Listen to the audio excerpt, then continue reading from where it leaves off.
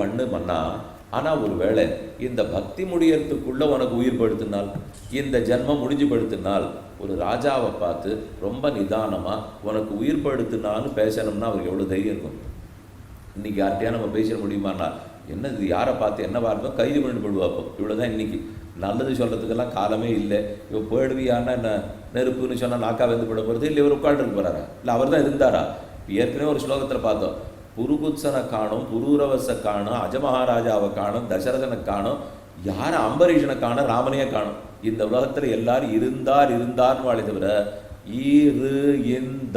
இருங்கிற வார்த்தை முடியறதுக்குள்ள இருப்பாளா தெரியாது. அவ்வளவு வேகமாக இருக்கிற மின்னின் நிலையில் மண்ணுயிராக்காள். இதில் உட்காண்டிருப்போம் பேசியிருக்க முடியும்? ஏதோ வந்த இடம் வந்திருக்கோம், தங்கியிருக்கோம்.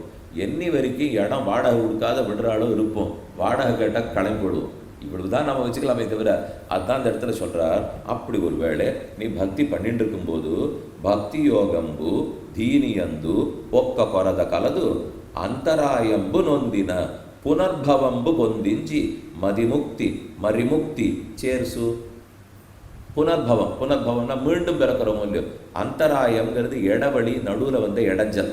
நான் பக்தி யோகம் பண்ணிட்டு இருக்கிறச்சே பிறவி முடிதலாகிற இடையூறு நடுவே வருமானால் அப்போ என்ன செய்யணும்? புனர்பவம்னா நம்ம திரும்ப பிறப்போம் இல்லையோ. அப்போ திரும்ப பிறந்து விட்ட இடத்துலேருந்து பக்தியை தொடங்கி மீண்டும் திரும்ப வருதலில்லாத மோட்சத்தை பெறுவாய் மன்னா. இதுதான் ஏற்றதுங்கிறத சொல்லிட்டு மரிமுக்தி சேர்சு அட்ல கூட இந்த கண்ட சுலப உபாயம் பாயோதனம்புன. இப்போ இதை விட சுலபமான உபாயம் உனக்கு வேணுமா? இது உபாயம் சொல்லிட்டேன் பக்தின்னுட்டு. சுலபோபாயம், இதை விட சுகரமான உபாயம். அப்படியே தாப்பனார் ஒன்று வேடிக்கையாக சொல்லுவார். சுகரமான உபாயம்னா எளிதான உபாயம். சுகரம் எளிதில் செய்யக்கூடியது, கரம் செய்யறது, சுகர எளிதில் செய்யறது. இந்த எளிதான சரணாகதிங்கிற உபாயத்தை யார் சொல்லி கொடுத்தாலாம்? சூக்கரன் சொன்னாராம். சூக்கரம்னா பன்றின்னு அர்த்தம். சூக்கரன் சொன்ன சுகரோபாயம் பன்றி பகவான். அவர் எளிதாக ஒரு அர்த்தம் சொன்னார். ஸ்திதே மனசு சுஸ்வஸ்தே சரீரே சதியோனரா தாது சாமிய ஸ்திதே ஸ்மர்த்தா விஸ்வரூபஞ்ச மாமஜம் ததஸ்தம் ரியமானந்து காட்டபாஷான சந்நிபம் அகம் ஸ்மராமி மத்பக்தம் நயாமி பரமாங்கத்தின். என்னைக்கோ வரப்போகிற மரணத்துக்காக இன்னைக்கு நீ சரணாகதி பண்ணி வைத்து விட்டாயானால் இப்போ உடம்பு ஒழுங்காக இருக்குது, தாத்துக்கள் சொன்னபடி கேட்கறது, மனசு சொன்னதை கேட்கறது, வாய் புரண்டு சரணம்னு சொல்லணும்னா சொல்ல வருது. மரணப்படுக்கையில் இருக்கிறச்சு இதெல்லாம் நடக்குமா தெரியாது. நினைவு இருக்க போகிறதா, வாய் புரடுமா, அப்படியே கஞ்சியை கொட்டி சாப்பிடுவாளாம், கடவாப்பல் வழியாக அது வெளியில் விழுமா. பேசுறதுக்கு நினச்சா குருன்னு ஒரு சத்தம் தான் தொண்டையில் வருமா. அப்போ ஐயார் கண்ட மடக்கிலும்னு ஆழ்வார் சொல்கிறார். உன்னுடைய திருவடியை அந்த சமயத்துக்கு விடாத பிடிச்சிட்டு இருக்கிற பாக்கியத்தை கொடு. ஏன்னா அப்போ நினைவே தப்பிப்படும். நம்ம பிடிச்சிக்கணும்னு நினச்சா கூட பிடிச்சிக்கிறதுக்கு நினைவு இருக்காது. அப்போ நான் நினைக்க வேண்டியதுக்கு பதில் நீ நினைத்து தான் கூட்டின்னு போகணும்னு பிரார்த்தனை ஒத்துக்கிறார் வராக பெருமாள். அப்போ அந்த சரணாகதி, அந்திம ஸ்மிருதியை கூட எதிர்பாராத சரணாகதி, இதெல்லாம் நமக்கு சொல்லி கொடுத்ததாரு? சூகரம். அவர் சொன்ன உபாயம் சுகரம், எளிதில் பண்ணக்கூடிய உபாயத்தை அவ்வளவு பெரிய வராக பெருமான் சொன்னாரோ இல்லையோ, அதைத்தான் சுலபோபாயம்னு இந்த ராஜா சொல்லியிருக்கார். உனக்கு இப்போ சுலபமான உபாயத்தை சொல்கிறேன், அது சரணாகதி என்பது. சுலப உபாயம் தெரிஞ்சுக்கணும்னு உனக்கு ஆசை இருக்கும்னா கேள். அது க்ஷஜுண்டு சுலபோபாயத்தை சொல்கிறேன். எது? சரணாகத தர்மம்பு நிரபாய தர்மம்பு. சரணாகதிங்கிற தர்மம் அது நிரபாய தர்மம். அபாயம் உபாயம். உபாயம்னு கேட்குறேன். சம்ஸ்கிருதத்திலே கூட ஏதாவது ஒரு ஹாரான்னு ஒன்று இருக்கும். சம்ஹார, பிரஹார, விஹார, ஆஹார எல்லாம் ஒன்று சேர்த்துட்டே இருக்கா பாருங்க. சேர்த்து சொன்னால் அர்த்தம் மாறிட்டே இருக்கும். இப்போ ஹார எங்களுக்கு தெரிஞ்சதெல்லாம் ஹாரம் நன்னா போட்டுருக்கோம் பாருங்க. அந்த நன்னா மணிமுக்தா ஹாரம் தெரியும்னா அப்படியே பேசியிருந்தோம். சம்ஹாரம் இதுதான் நடக்குது. ஆறான்னு ஹாரான்னு சொல்லிட்டு இருந்தால் எத்தனை நாளாக இருக்கும். அப்போ உபகாரம், யாரான ஹாரத்தை உபகாரம் பண்ணால் நல்லாயிருக்கும், யாரான்னு வாங்கி கொடுத்தா நல்லாயிருக்கும். அப்போ பிரஹாரம், சம்ஹாரம், விஹாரம் என்றெல்லாம் சேர்க்குறோம் இல்லையோ. அதை போல் இங்கேயும் பார்த்துட்டால் உபாயம் அபாயம். உபாயம்னா என்ன? மோட்சத்தை எது வேணா இருக்கட்டும், ஏதோ ஒரு இலக்கு அடையணும், அதற்கு எது சாதனமாக இருக்கோ அது உபாயம். இது இலக்கில் கொண்டு போய் சேர்க்கும். அபாயம் இலக்கு பக்கமே கூட்டின்னு போகாமல் தள்ளி விட்டுடும். அதான் அபாயம். போட்டிருக்கா பாருங்க, மேலே இப்படி ஒரு 2 எலும்பு போட்டு ஒரு மண்டை ஓட்டை போட்டு அபாயம் போட்டிருக்கா பார்த்தீங்களா. அப்படி எது கிட்டக்க போனீங்கன்னா உங்களை போக வேண்டிய இடத்துக்கு போக வைக்காது, வேறு இடத்துக்கு கூட்டின்னு போயிடும்னு அர்த்தம். அதுக்கு தான் போட்டிருக்கா. அப்போ ஒன்று உபாயத்தை பற்றணும், அபாயத்தை விட்டுடணும். உபாய அபாய சம்பளவேன்னு சொல்லுவா. இது ஒரு மார்க்கம் உபாயம், இது அபாயம். இது என்ன சொல்கிறார் இப்போ? நிரபேக்ஷ நிரபாய அப்படின்னா எந்த விதமான அபாயமும் இல்லாத நேர மோட்சத்தை கொடுக்கக்கூடியது சரணாகதி. அதைத்தான் இது சரணாகதி தர்மம்பு சுலபோபாயம். ஆனால் இந்த தர்மத்தை நிரபாய தர்மம்பு, அபாயமே இல்லாததான தர்மம். அப்போ பக்தி யோகம் அபாயம் இருக்கிறதான தர்மம். ஏனெனில் என்னுடைய கர்மங்கள் தொலையாமல் பிறவி முடிச்சுப்படுத்தினால் அந்த பிறவி நிறுதியில் எனக்கு மோட்சம் கிடைக்க போகிறது இல்லையோ, அதனால அபாய தர்மம் விட்டார். சரணாகதி அந்த பிறவி முடியச்சே மோட்சம் கொடுத்துடுமோ இல்லையோ, நிரபாய தர்மங்கிறார். அப்போ சரணாகதி என்ன? உபாய தர்மம். தர்மம்னாலும் உபாயம்னாலும் அதே அர்த்தத்தில் வச்சுட்டார். நிரபாயன்னு ஏன் சொல்கிறாள்னால் இடவழியே இல்லை. இப்போ நான் பக்தி பண்ணி முடிக்கிறச்சே மோட்சம் கிடச்சிருமானால் தெரியாதே, பக்தி முடிஞ்சு போயிடும். ஆனால் கர்மங்கள் இன்னும் பாக்கி எரிக்க வேண்டியது இருந்ததுன்னு வச்சுக்கோ. இப்போ எதுக்கு பக்தி பண்ணுறோம்? பகவானுடைய பிரீத்திக்காக. இது ஒரு பக்கம்.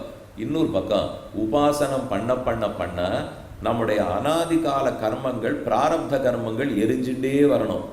இந்த பிராரப்த கர்மம் கண்ணுக்கு தெரியுமா? பெரியோர்களுக்கு தெரியறது போல் எவ்வளவு எரியறது தெரியறது. பக்தி நீள்றது. இதன் மகாத்மியத்தால் நம்ம பண்ணியிருக்கிற கர்மங்கள் கிடுகிடுன்னு எரிஞ்சு முடிச்சுட்ட சமயத்துக்கு மோட்சம் போடுவோம். அது எப்போ முடியறதோ அப்போ மோட்சத்துக்கு போவோம். இதில் நம்ம என்ன நினச்சிட்டு இருப்போம்? நெருப்பு எரிஞ்சுட்டே இருக்கு இல்லையா, அந்த நெருப்பில் ஏதோ நான் போட்டிருக்கேன், போட்டதே அது வீணாக்கிட்டே போகிறது. நெருப்பில் ஒன்று கொண்டு போட்டிருக்கேன், காகிதத்தை போட்டேன்னு வச்சுக்கோ, இல்லை வேறு ஏதோ சரகலையே போட்டேன், நெருப்பு திகுதுன்னு எரியறது. சரகலை பிடிச்சிடணுன்னு இனிமேல் எரியணும். நெருப்பு எரிஞ்சு முடிக்கிற நேரமும் சரகலை பஸ்மமாக போகிற நேரமும் ஒரே நேரமாக இருக்கணுமா? கொஞ்சம் நீ கட்டமான விஷயம்லாம் கேட்டு தான் ஆகணும். நேற்றுக்கு 2-3 நாள் ஒன்று சுலபமாக சொல்லிட்டேனோ இல்லையோ. இப்போ நெருப்பு எரிஞ்சுன்னு இருக்குது, எரிஞ்சுட்டா கூட சரகலையை போட்டுட்டோம். அந்த இலை எரிஞ்சு முடிக்கிறதும் நெருப்பு முடிகிறதும் ஒன்றான அவசியமே இல்லை. நெருப்பு திகுன்னு எரிஞ்சு சரகலை எல்லாத்தையும் பிடிச்சிக்க வச்சுட்டு நெருப்பு ஒரு சமயத்தில் அணைஞ்சு கூட போயிடலாம். போனால் தானே பாக்கி இருக்கிற நேரம் அந்த சரகலை எரிஞ்சு பஸ்மம் ஆகணும். இது பார்த்துருக்கோம், பல இடங்கள்லையும் பார்த்துருக்கோம். நெருப்பே காணும் என்னால் அது பிடிச்சிருந்தது நிற்கும், பிடிச்சிருந்தது நின்று தான் முடியும். அதை போல் நாம் பக்தி பண்ண பக்தி முடிகிற நிமிஷமும் என் கர்மங்கள் எரிஞ்சு முடிகிற நிமிஷமும் ஒன்றாக இருக்க தேவையில்லை. இருக்காது. நாம் பக்தி மகாத்மியம் முடிஞ்சு போடும், உபாசனை ஆயிடும். ஆன பிற்பாடு பாக்கி இருக்கிற கொஞ்ச நேரம் இருந்து தான் கர்மங்கள்லாம் முடியும். இப்போ நமக்கு பக்தி முடிஞ்ச நிமிஷத்துக்கு மோட்சத்துக்கு போடுவோமா? இல்லை அந்த கர்மங்கள் முதலஞ்ச நிமிஷத்துக்கு மோட்சம் போகுமானால் கர்மம் முடிஞ்சால் தான் போக முடியும், பக்தி முடிஞ்சதுக்காக போக மாட்டோம். அப்போ இந்த பக்தியும் முடிந்து கர்மங்கள் முடியாமல் ஏதோ ஒரு ஒட்டுறவு பசை உறவோட சில பேர் சம்சாரத்தில் இருப்பார். அவர்கள் பக்தி மார்க்கத்தையும் முடிச்சுட்டார், ஆனால் ஏதோ ஒரு காலத்துக்கு அவன் கதவை தட்டுறதுக்கு காத்துருக்கார். இது எரிஞ்சு முடிச்சு போச்சுன்னால் வந்தவன் வருவா, கூட்டுன்னு போயிடுவான், அத்தோட பிராணனும் போயிடும். இப்படி தான் அதை ஏற்படுத்தியிருக்கா. அப்படி யாராலும் இப்போ இருக்கீர்களானால் பக்தி ஆரம்பிக்கவாதவாடவா உட்காந்துருக்கோம். இங்கே இதுக்கு மேலே முடித்து எரியறதுக்கு பாக்கியெல்லாம் தேடிலாம் போக வேண்டாம். நாம் இருக்கிறவா பக்தி தொடங்கிறதுக்கு தயார் நிலையில் இருக்கோம். தொடங்கினா தானே அது போகும்னு வச்சுக்கோ. அப்போ பக்தி அதுவும் முடிஞ்சது, பாக்கி இருக்கிற பிராரப்த கர்மங்கள் தொலையணும். தொலைந்த பிற்பாடு இவன் மோட்சத்துக்கு போகணும். இதற்குள் எங்கே வேணும்னாலும் ஏற்கனவே இருக்கிற பிராரப்த கர்மங்களின்படி அந்த பிறவி முடிஞ்சு போயிடலாம். அதனால அது இடவழி வந்ததோ இல்லையோ, இது முடிஞ்சுது. ஆனால் மோட்சம் போகணும், நடுவில் இடவழி இருக்கா அப்படின்னா அபாயம் நடுவில் இருக்குதுன்னு அர்த்தம். அவ்வவகித உபாயம்வா. வியவகித உபாயம்னால் உபாயம் முடிஞ்சு மோட்சம் கிடைக்கிறதுக்கு இடவழி இருக்கும். அவ்வவகித உபாயம்னால் உபாயம் முடியச்சேவே மோட்சம் கிடைச்சிடும். இந்த ரெண்டு எது? இப்போ பக்திங்கிறது வியவகித உபாயம், ஆனால் சரணாகதிங்கிறது அவ்வவகித உபாயம். ஏன்னா சரணாகதி எப்போது முடிகிறதோ முடிந்த உடனேயே மோட்சம், எப்போ முடிகிறதோ உடனே மோட்சம். சரி, அது நல்லா இருக்கு நீங்கள் சொன்னது. அப்போ பக்தியை விட சரணாகதி தான் நல்லது. சரணாகதி முடியச்சே மோட்சம், அதுதான் இத்தனை சொல்லியிருப்போம். அப்போ அவ்வவகித உபாயம், பக்தி முடிஞ்சு எனக்கோ ஒரு நாள் கூட மோட்சம் கிடைக்கலாம். வியவகித உபாயம் வேண்டாம், நான் சரணாகதிக்கே வரேன்னு ஒருத்தர் வந்துட்டார். வந்த உடனே அவரை மெதுவாக நம்மாழ்வார் தட்டினார், விஷயத்தை ஒழுங்காக புரிஞ்சுன்னு வந்தியா? நான் எத்தையோ சொல்ல போக நீ எத்தையோ புரிஞ்சுன்னு வந்திருக்கேன். இப்போ சரிப்பா, உனக்கு ரொம்ப திருப்தியாக போச்சு இல்லையான்னு 7-8 வயசு பிள்ளை ஒருத்தர் அழைச்சின்னு போனார், ஆச்சாரியன் முன்னாடி நிறுத்தி வச்சார், பண்ணு சரணாகதி என்னார், சரணாகதி ஆயிடுத்து. எதை நம்பி நீ வந்த? இது அவ்வவகித உபாயம். அப்படின்னா நடுவில் இடைஞ்சலே கிடையாது. சரணாகதி பண்ணி முடிக்கிறச்சே மோட்சம் கொடுத்துருவாரோ இல்லையோ. 8 வயசு பிள்ளையை நான் கொண்டு போய் நிறுத்தி வச்சு ஆச்சாரணத்தில் சரணாகதி பண்ணிட்டு இதோ அவ்வவகித உபாயம் முடிஞ்ச உடனே மோட்சம்னா யார் வருவா சரணாகதிக்கு? அந்த பிள்ளைக்கு இன்னும் படிக்கவே ஆரம்பிக்கல, கல்யாணமே ஆகலை, குழந்தைய பிறக்கலை, ஷட்டத்து பூர்த்தி ஆகவே இல்லை. எத்தனை பட வேண்டியதெல்லாம் இருக்குது. இனி இது எல்லாத்தையும் விட்டுட்டு இவன் ஷட்டுன்னு போனால் ஒத்துப்பனா? அந்த இல்லை, அதை நம்பி நாங்கள் சொல்லலை. நீர் ஏதோ உடனே கிடைக்கும்னு சொன்னீர், அதனால வந்துட்டேன். அதுக்குன்னு சரணாதி பண்ண உடனே இப்படி உடனே வா, நாங்கள் இப்படி உடனே நினைக்கல. இதோ பிறவியெல்லாம் சொன்னீரே, அது தாண்டாமன்னால் அப்போ நாம் என்னன்னு புரிஞ்சுக்கிட்டோம்? இந்த பிறவி முடிந்து போய் அடுத்த பிறவி தொடரும் பக்தி வேண்டாம். இந்த பிறவிக்குள்ளேயே வேணும்னால் இப்போதே வேணுங்கிறீரா, இந்த பிறவி முடியச்சே வேணுங்கிறீரா? கேள்வி தானே வந்துடுத்தோம் இல்லையோ. இப்போதே வேணும்னு சொல்ல போகிறோமா, பெரியவை முடியச்சேனால் நம்ம மொத்த பேரும் கை தூக்கிடுவோம். பிறவி முடியும் போது கொடும், அந்த பிறவி முடிஞ்சால் ஒரு 100 வயசு கொடுத்துடும், அதுக்கப்புறம் முடியும் போது கொடும். அதை சுருக்குன்னு கூட சொல்ல போகிறதில்லை. அப்போ இப்போவே மோட்சம்னு கேட்கலாம், பிறவி முடியும் போதுன்னு கேட்கலாம். அதை வச்சு 2 வகையாக கிட்டாப்போ. ஒன்றுத்துக்கு ஆர்த்த பிரபன்னன்னு பேர், ஒருத்தனுக்கு திருப்த பிரபன்னன்னு பேர். ஆர்த்த பிரபன்னால் 5 வயசாக இருந்தால் கூட இப்போவே மோட்சம் கொடுக்கணும். திருப்த பிரபன்னால் பிறவி இறுதியில் மோட்சம் கொடு. பிறவி இறுதியில் மோட்சங்கிற தேவை ஏன் வந்தது? பக்தியில் அது கிடையாதுன்னு கேள்விப்பட்டு இங்கே வந்தேன். பக்திக்கு வேற பிறவிக்கு போகணும், ஆனால் சரணாகதிக்கு அது போக வேண்டாம், இந்த பிறவியிலே மோட்சம் கிடைக்கும்னு சொன்னார்கள். வந்தேன். அதுக்குன்னு சரணாகதியில் இன்னொரு நிலை இருக்கு போல் இருக்கு, அதுக்கு நான் தயார் இல்லை. நான் இந்த பிறவியினுடைய கடைசியில் பெறுவதற்கு தயார். அப்போ நாம் எல்லாரும் திருப்த பிரபன்னர்கள். ஆழ்வார்கள் அத்தனை பேரும் ஆர்த்த பிரபன்னர்கள். அவர்களுக்கு உடனே தான் மோட்சம் வேணும். அவள் ஒன்றும் காத்துட்டு இருக்கிறதெல்லாம் இல்லை. சரி, ஆனால் அவள் போலையே. எந்த ஆழ்வாரும் உடனே போனதா தெரியலையே. திருமங்கை ஆழ்வாரும் வயசு இருந்தார், நம்ம ஆழ்வாரும் 16 வயசு கேட்டார், உடனே போயிருக்கலாம். ஆனால் 32 வயசு தான் போனார். நீர் சொன்னபடிக்கு சரணாகதி அவ்வவகித உபாயம் அதே பிறவியில் கொடுக்கணும். இவர்கள்லாம் ஆர்த்த பிரபன்னர்கள், அதனால் அப்போதே மோட்சத்துக்கு போகணும். ஆனால் போகவில்லையே ஏன்ற கேள்வி வந்து பாருங்க.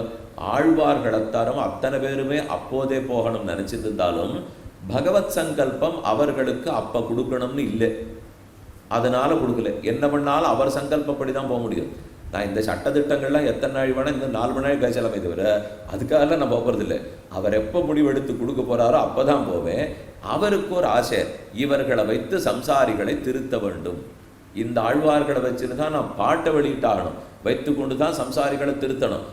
வரேன்னு இவர் சொன்னதுக்காக இவரை இப்போ கூட்டின்னு போயிட்டேன்னால் பாட்டு ஆறு பாடுறது, எடுத்த பிரபந்தத்தை பாடி ஊரை திருத்தணும் இல்லையோ. அதனால பகவான் சங்கல்பித்துக்கிறார், நீர் இருந்துடுறார். ஆழ்வார்கள் அத்தனை பேர் அழுது அரைச்சி பிடிவாதம் பிடிக்கிறாள். ஏன் தெரியுமா? எனக்கு இன்னும் ஏன் கொடுக்கல, இன்னும் ஏன் கொடுக்கல. நம்ம கூட தோணுது கொடுக்குறேன்னு இருக்கார், கொடுப்பர், ஏன் இப்போ அவசரப்படுறேன்?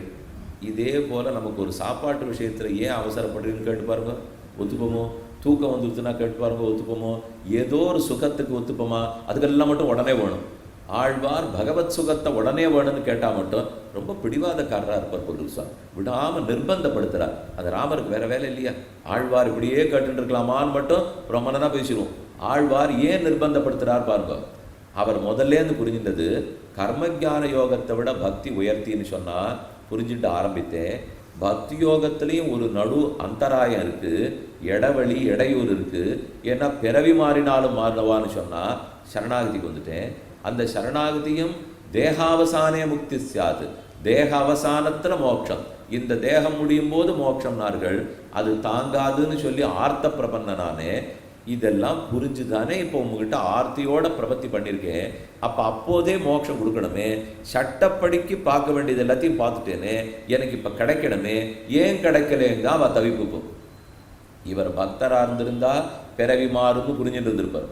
ஆர்த்த பிரபன்னராக இருக்கார், திருப்த பிரபன்னராக இருந்திருந்தா மெதுவாக கிடைக்கட்டணும் கூட காத்துன்னு இருப்பார். நான் பண்ணினது ஆர்த்தி பிரபத்தி, அப்படி தான் உன்னை பச்சிருக்கேன். பின்ன ஏன் கொடுக்கவில்லைனால் அவர் என்ன ஒன்றே அப்போ விட்டுட்டார்னால் சாஸ்திரமெல்லாம் நன்னா இதை பற்றி சொல்லி தவிர இத்தனையுமே பண்ணியிருந்தாலும் பகவான் எப்போது சங்கல்பிக்கிறாரோ அப்போ தான் கொடுப்பார். இது அவர் தெரிஞ்சுக்கணும் இல்லையோ? தெரிஞ்சுட்டு இருக்கார். ஆனால் அதுக்கு மேலே இன்னொரு கருத்து இருக்குங்கிறத விட்டுட்டார். பகவான் எப்போது சங்கல்பிக்கிறாரோ கொடுப்பார். இப்போ நம்ம ஆட்டம் ஒருத்தர் போய் சரணாதி பண்ணுறோன்னு வச்சுக்கோ, அவர் ஏற இறங்க பார்ப்பார். நீர் ஆர்த்த பிரபன்னனா திருப்த பிரபன்னனா? நாம் நிஜமாவே பாக்கியம் இருந்து ஆர்த்த பிரபன்னு சொல்லிட்டோம்னே வச்சுப்போமே, நடக்காது, ரொம்ப சாத்தியமே இல்லை. ஒருவேளை அப்படின்னு சொல்லிட்டோம்னா கூட நிஜமாக உடனே கொடுத்துருவார். அப்படிலாம் வைக்க மாட்டார். ஏன்னால் ரொம்ப நாளாக நமக்கு கொடுக்கணும் இவன் எப்போ கூட்டின்னு போகலான்னு பார்த்துட்டு இருக்கா, அழைச்சின்னு போயிடுவார். இது வரைக்கும் கூட ஆழ்வாருக்கு புரிஞ்சுது. அப்படின்னு தான் ஆழ்வார் தன்னை பற்றி நினச்சிட்டு இருக்கார். ஆனால் நம் போன்றவர்களுக்கு மேலே ஒரு தட்டில் ஆழ்வார்களை பகவான் வச்சுருக்கான்னு அவள் புரிஞ்சுக்கணுமே. நம்மான்றவர்களோட பெருமான் ஆழ்வாரை வைக்கவே இல்லை. அவரை பற்றி தன் ஹிருதயத்தில் தனியே இடம் கொடுத்து வச்சுருக்கார். அந்த இடத்துக்குன்னு ஒரு சாஸ்திர சட்டத்தை ஏற்படுத்துகிறார் பெருமாள். இது இத்தனையுமே நடந்துட்டாலும், இவர்களுக்கு இருக்கிற பிராரப்த கர்மங்கள்லாம் நானே தொலைச்சுட்டாலும், இவர்களுக்கு பிறவி முடியறதுக்கு இப்பவே நேரம் வந்துட்டாலும், ஆனால் இவர்களை வைத்து காரியம் பண்ண வேண்டி இருக்கிறபடியால் நான் இவர்களை இப்போது வைக்கிறேன். இப்போ இது எந்த சட்டத்தை எதிர்த்து கொண்டு போய் நம்ம நிற்கிறோம்? ஏதோ கீழே சொன்ன இத்தனை சட்டத்தை வச்சு பார்க்கலாம்னால் பதில் கிடைக்காது. என்ன சத்திய சங்கல்பன் நிரங்குஷ சுதந்திரன் தான்கிற முடிவு எடுத்துட்டார்னால் எடுத்தது எல்லா சட்டத்தையும் ஒதுக்கிடுவார். இப்போ அப்போ என்ன இன்னும் ஒன்றே பாக்கி இருக்கும். இப்படினால் அப்போ பெருமான் சட்டத்தை மீறினார்ங்கிற குற்றத்தை எல்லாரும் புகார் பண்ண மாட்டாளா? இத்தனை சட்டத்தையும் எழுதி வைப்பார். அவரே ஒரு நிமிஷத்துக்கு ஆனாலும் நீ சம்சாரத்தில் இருப்பேன்னு சொல்லுவார். கூடுமான்னு கேட்டால் அதே தர்மசாஸ்திரம் எப்படியெல்லாம் இந்த சட்டத்தை விளக்கியிருக்கோ அது இன்னொன்று சொல்கிறது. பகவான் நிரங்குஷ சுதந்திரன். அப்படின்னா தான் எடுத்தது தான் முடிவு, தன்னுடைய சங்கல்பம் தான் சத்திய சங்கல்பம். இது அவர்கிட்ட இருக்கிற ஒரு பெரிய பண்பு. இது அப்பப்போ அவர் காட்டிகிட்டே இருப்பார். எத்தனை சட்டமாக இருந்ததுனாலும் இது எத்தனையும் வேணும் அப்படின்னு சொல்லிட்டு நான் சொல்கிறதா நிற்கும். இது எதுக்கு அப்பப்போ பண்ணுறாருன்னா, விட்டுட்டா நாளைக்கு இவர் சட்டத்துக்கு உட்பட்டவர் 4 பேர் பேச ஆரம்பிச்சிடுவோம். இந்த நாடு மட்டும் சும்மாவே இருக்காது. அதனால தான் அப்பப்போ பெருமாள் என்ன பண்ணுவார், ஜட்டாயு பறவை கர்ம ஞான பக்தி சரணாகதி ஒன்றும் கிடையாதோ இல்லையோ. இப்போ பாருங்க, நான் அவருக்கு தான் மோட்சம் கொடுக்க போகிறேன், கொடுத்துட்டார். ஜட்டாயு மோட்சத்துக்கு போயிட்டார். உடனே இப்போ வால்மீகி பரத்வாஜர்லாம் எழுதிடுவார், பகவான் ஆருக்கும் சரணாகதி செய்வனுக்கு மோட்சம் கொடுப்பார், செய்யாதவனுக்கும் அவர் விருப்பப்பட்டால் கொடுப்பார், செய்தவனுக்கு தான் விட்டால் அப்போ சட்டத்துக்கு உட்பட்டார்னு ஆகிடும். அவர் விருப்பம் கொடுப்பார். அப்போ அவர் விருப்பம்னு என்னையும் கொடுத்துடக்கூடாதா? நீங்கள் உடனே என்ன கேட்பேன், அவர் விருப்பம்னு கொடுப்பார்னா அடியேனுக்கும் கொடுத்துருக்கலாம். என்னால் விருப்பப்படுற அளவுக்கு நடந்துக்கோ, தானே கொடுக்க போகிறார். அப்போ நம்ம தேடிட்டு இருக்கிறதெல்லாம் எது தெரியுமோ, யாரோ 4 பேரை விருப்பங்கிற கோட்டியில் வச்சுருக்காரு. நாமெல்லாம் ஒருவேளை அந்த விருப்பமில்லாத வட்டத்தில் இருக்கோம் போல் இருக்கு. அதனால தான் நமக்கு சட்டம் பாயறது போல் இருக்கு. இந்த விருப்பமில்லாத கோட்டியில் சட்டத்தை விட்டுட்டு விருப்பமுடைய கோட்டி சட்டத்தை பார்க்காத கோட்டிக்கு போயிடலாமா என்று தான் இத்தனை ஆச்சாரியர்களும் பிரயத்தனப்பட்டிருக்கா. அதனால் அவள் வீண் கேள்வி கேட்டுருக்கல.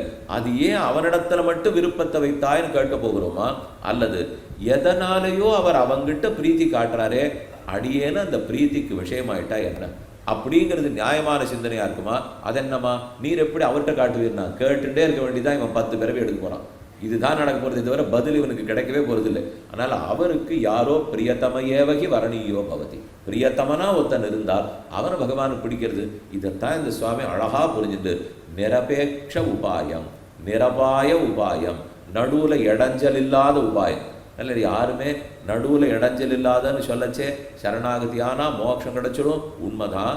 ஆனால் ஆழ்வார்களுக்கு இடவழி இருந்ததே என்று உங்களுக்கு சந்தேகம் வருமானால் அந்த இடவழிக்கு என்ன காரணம்னு தான் இத்தனை சொன்னேன்.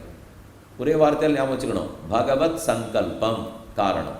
அவர் சங்கல்பித்து வைத்தார். கவலை விடாதீங்க, நம்ம விஷயத்தில் அந்த சங்கல்பம் வைக்கவே மாட்டார்.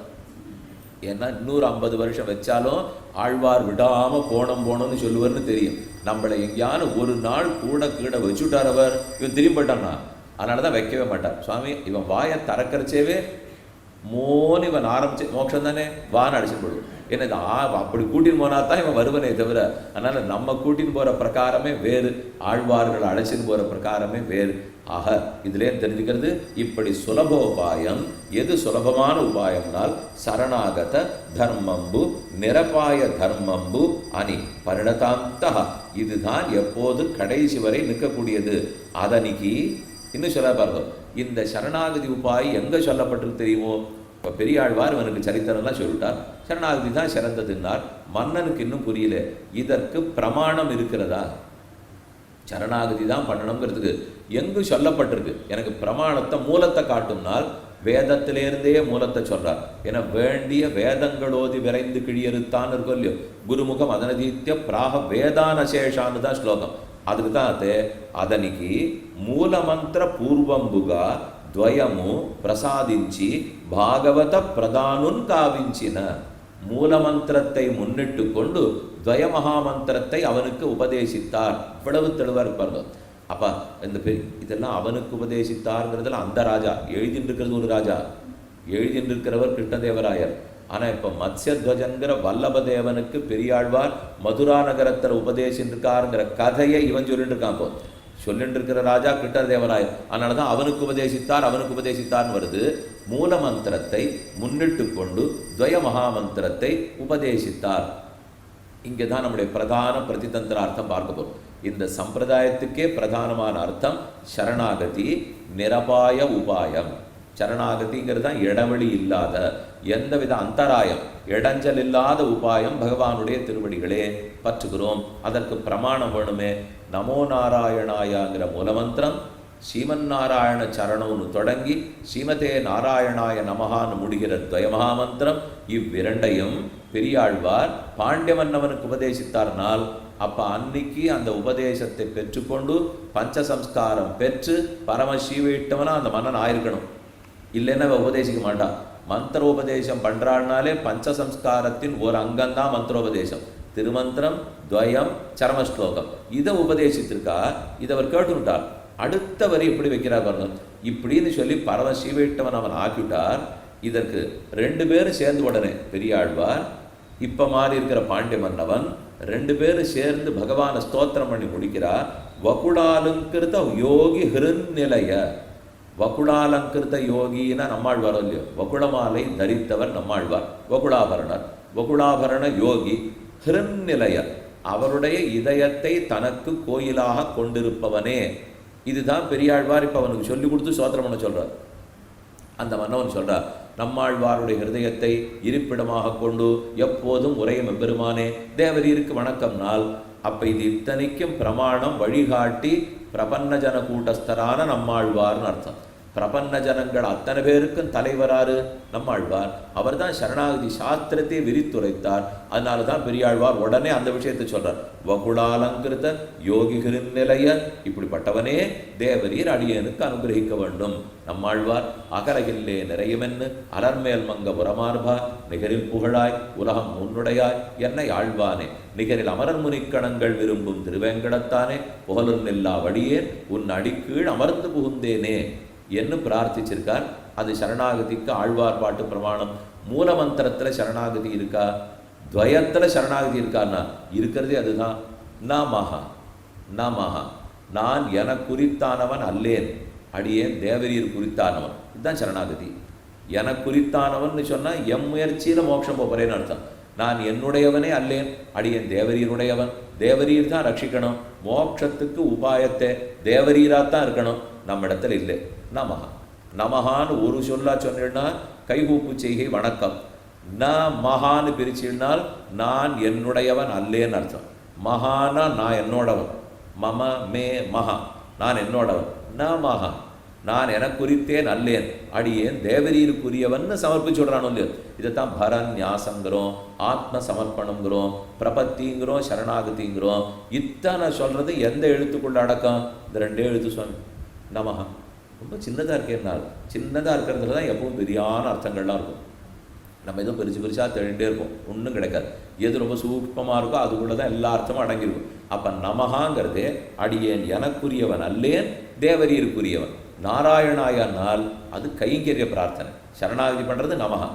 பண்ண பிற்பாடு என்ன கேட்டு சரணாகதி பண்ணிட்டு எதை கேட்க போகிறோம்? கைங்கரியம் பண்ண வேண்டும். நாராயணாய அப்படின்னா உனக்கு எல்லாவித கைங்கரியங்களையும் பண்ண வேண்டும். இதை அப்படியே துவயத்தில் அனுஷ்டிக்கிறோம். திருமந்திரங்கிறது மந்திரம் தான், அதில் அனுஷ்டானம் பண்ணுறதுக்கு இல்லை, திரும்ப திரும்ப சொல்லலாம். ஆனால் துவயத்தில் தான் உன் திருவடிகளை சரணமாக பற்றுகிறேன், அதற்கு பலமாக உனக்கும் பிராட்டிக்கும் கைங்கரியம் பண்ணணும்னு பிரார்த்திக்கிறேன். இந்த ரெண்டும் துவயத்தில் இருக்குது. ராஜாவுக்கு பெரியாழ்வார் துவயத்தினுடைய அர்த்தத்தெல்லாம் சொல்லிவிட்டார். இது இத்தோட முடிஞ்சுதா? உடனே அடுத்து என்ன பார்த்தோம்? தெற்கு கோடியிலிருந்து வடக்கு கோடியில் போயிட்டு இருக்கிறவா ஆரெல்லாம் ஹிமாச்சலத்துக்கு பத்ரிகாசிரமத்துக்கு யாத்திரை போகிறார்களோ நியாய வழியில் சம்பாதித்த சொத்தை கொண்டு அவர்களுக்கு ததியாராதனத்தை பெரியாழ்வார் நித்தியம் பண்ணிட்டு இருந்தார். இந்த ஸ்லோகம் பார்த்தோமே, அவர் தான் ததியாராதனம் பண்ணிட்டார், பாகவத கைங்கரியத்தை விடாத பண்ணிட்டார். இப்போ உங்களுக்கு சந்தேகம் வரும், திருமந்திரத்தை உபதேசம் பண்ணினார், துவயத்தை உபதேசம் பண்ணார், அதிலே பாகவதர்களை தெய்வமாக கொண்டு கைங்கரியமனம்னு எங்கே இருக்கு? இப்போ இத்தனை நாள் சரணாகதிங்கிறது எப்படி பிரதானார்த்தம்னு பார்த்துட்டோம். அதை மீதூர்ந்து ஒன்று உண்டு. பகவானுக்கு கைங்கரியம் பண்ணுவதை விட தச்சேஷத்துவத்தை விட ததிய சேஷத்துவம்னு சொல்லுவாள். தத்து சேஷத்துவம்னா ராமனுக்கு சேஷம், பகவானுக்கு சேஷம். ததிய சேஷன்னால் அடியார்க்கு சேஷம். ததியர்கள்னா பகவானுடைய அடியார்கள் பாகவதர்கள். ததிய சேஷன்னால் பாகவதர்களுக்கு சேஷனா இருக்கிறேன். இதை புரிஞ்சுட்டார் நம்மாழ்வார். எங்கே கண்டோம்? சிறுமாமனிஷரா என்னை ஆண்டார், அவரே பாடியிருக்காரோ இல்லையோ. சின்னவனா பெரியவனா இருப்பான், மூர்த்தி சின்னதா இருக்கும், கீர்த்தி பெரியதா இருக்கும். அப்படிப்பட்ட பாகவதோத்தமர்களுக்கு கைங்கரியம் பண்ண வேணும். இது எங்க இருக்கு? நமஹாங்கிறதுக்குள்ளே இருக்கு.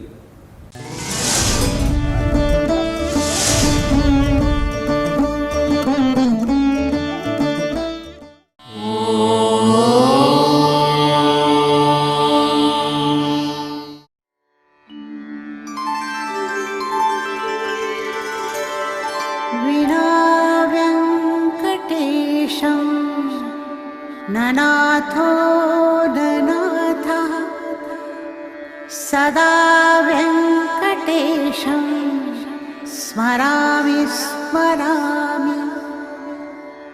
हरे वेङ्कटेश प्रसीद प्रसीद.